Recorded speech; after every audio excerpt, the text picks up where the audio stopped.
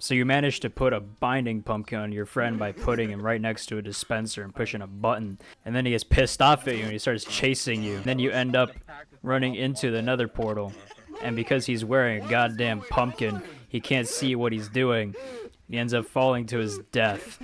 You think, man, wish I could have recorded that. Wish I could have clipped that.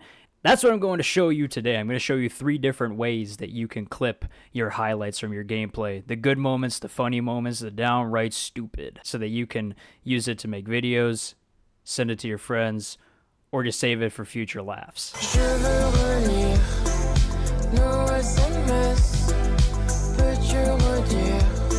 You can download the Metal software from their site, find in your downloads folder, begin the application and the installation process. Here you can continue with Discord or an email or many other options. Once that is done, you can pick your birthday, username, and begin the process, which is very straightforward and streamlined. You can set up your recorder, how long you want your clipping to last for. If you are concerned about storage, you can change how much storage the app is going to use on your computer. You can change the quality so that you can record in higher quality with more frames per second, or with less, depending on how strong your computer is. And you have your options for audio if you want to record background audio or not, or have any microphone input. Hotkey is important. Change it to something that is comfortable for you. Once you're in the software, it's going to show you what game it's currently clipping, and you can change this to full desktop capture mode, which will capture everything going on your screen instead of just the game itself. The gameplay itself is very smooth. We have it set here to 1080p 60, as that is what my monitor is able to output here. The audio works out just fine. It's able to capture the audio to a satisfactory degree.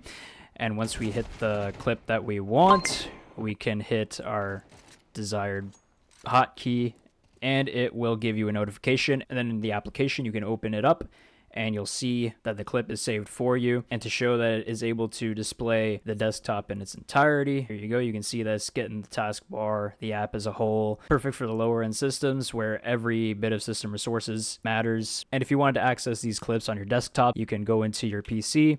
You can locate the drive that it should be located on, find the metal folder, and within that folder should be the clips folder, which will have your clips saved to it. And overall, it is a very good software if you want to save your clips, but you don't want to use up too much system resources.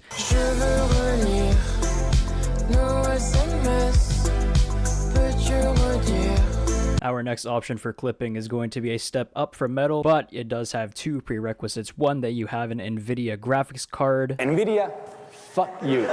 So that you can have the NVIDIA app on your computer, which is going to be crucial for making this work, because that will allow you to have access to the NVIDIA app. If you have all of that installed, all you have to do is hit Alt+Z, and that will bring up the slider, which will have your different options. And what we are looking at is instant replay. So there's a few options that we can change in here. Firstly, how long the clip lasts. By default, it'll clip the last 5 minutes of gameplay, which is too much. So we can change that down to whatever works for us. 20 seconds, 30 seconds, or 1 minute, which is what I usually use. We can use a slider, or we can get an exact value by typing it in the box on the right. We also have the option to change it to desktop capture, which will capture the entire desktop instead of just the application or game itself. And make sure that you also change the keybind from Alt F10, unless that is fine by you. And overall, the clip itself is smooth, just like the last one. This is a clipping software that I have used for the longest time back when I had an older laptop, and it was very reliable. It didn't use too much system memory. It wasn't too taxing on the system. I was still able to play my games at good frame rates and good quality. Finding the clips in your folders is easy too. You just go to the videos, head to NVIDIA, and it'll sort your different clips by the game that it was taken from. One of the upsides with using the NVIDIA app for getting your clips is that when you clip your video, the recording will not overlap. So what I mean by that is that the next clip is going to start from exactly where your last one ended. So that way you don't have 2 clips where half of them is just the same thing, which will take up a lot more storage. So that is one other upside about this one that's pretty good for systems where you might have less storage on it.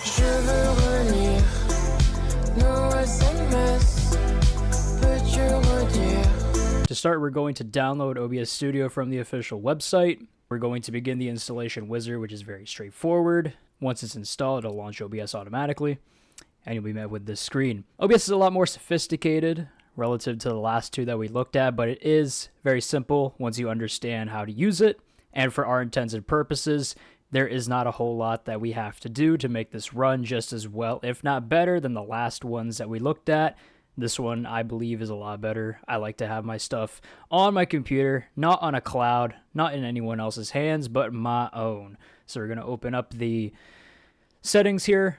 We're going to change our output mode to advanced, which is going to be crucial to get all of the different settings we want. Bitrate, the higher the better, because it'll make your videos a lot more high quality with less pixels. This is the important button right here, is the enable replay buffer button. We want to turn that on.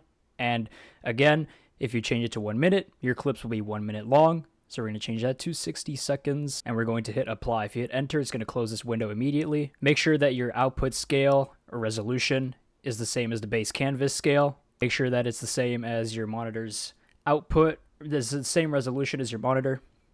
We're going to add a keybind to the replay buffer.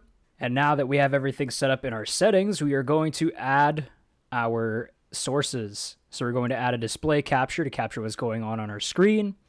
You can select the monitor that is your primary monitor that you are playing your games on. Now we're going to add an audio input and output. So we're going to add our output first, which is going to capture your desktop audio, and it will capture absolutely everything. All game audio, background audio, any calls you might be in. And we're going to add an input source. So we're going to select that. We're going to add our microphone. So now that we have replay buffer enabled, if we hit our save replay buffer hotkey, it will save the replay, and that will be saved in our videos folder by default, and it will look exactly like so. If we want to change the directory that it goes to, we can make a dedicated clips folder, stop the replay buffer so that we can edit our settings. Then we're going to go to output and recording, and we're going to change the recording path to the clips folder that we set aside just for our OBS clips. Once we start the replay buffer and we save a clip, it will now end up in that folder. OBS is, of course, a more advanced software, so if you run into any issues, you generally can find tutorials on YouTube, or some guy on Reddit from 7 years ago will have the answer for you if it's that niche and that difficult to figure out. But overall, I do prefer using OBS over anything else. As I said, I like to have everything under my control and not given to some cloud somewhere with help by people that I don't know. And the different options that you get within the software can also help you to make your microphone sound better, and being able to immediately have your clips exported as an MP4 file to put into a video editing software is very convenient for me, and I do enjoy having that option. Just share with you a neat trick that you can use to trim down your videos. So rather than having this full 1 minute thing that you're sending, what you can do is you can use the Movies and TVs app. You can head down here to this little pen on the bottom right, and you can select the trim option, and that will open up an option here for you to trim the video down to the exact part that you want to save. Rather than having this full 1 minute video, you can trim it down from where your clip starts to where it ends. Oh yeah, and here's a little bit of a troubleshooting thing. So if your little pointer is right at the very end, the last frame, it's gonna get stuck like this. There's no way to fix that. It's a lost cause. You're gonna have to go back and try again. We're gonna open the app again. We're gonna trim it from where our clip starts to where it ends. We're going to make sure our slider is here in the middle and not at the end. We're going to save it.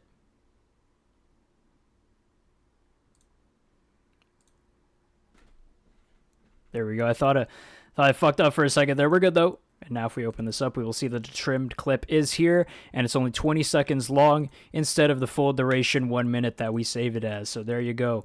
And there you have it. There's 3 different softwares that you can use to clip your gameplay. Best of luck out there. Hit some highlights and shit. I don't know whatever the fuck you're going to do with it. Good luck and good night.